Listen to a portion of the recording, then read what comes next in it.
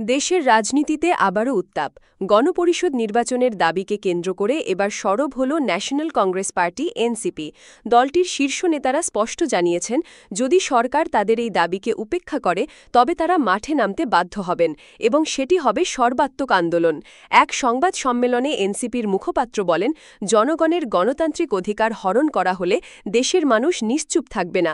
তাই গণপরিষদ নির্বাচন এখন সময়ের দাবি।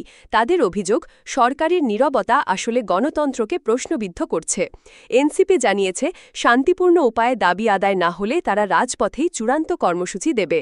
এদিকে রাজনৈতিক বিশ্লেষকরা বলছেন, যদি সত্যিই সর্বাত্মক আন্দোলনের কর্মসূচি নেওয়া হয় তবে তা দেশের সামগ্রিক রাজনৈতিক পরিস্থিতিকে আরও অস্থির করে তুলতে পারে।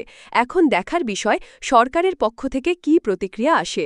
দাবি মানা হবে নাকি সামনে আরও উত্তেজনাপূর্ণ রাজনৈতিক পরিস্থিতি তৈরি হবে।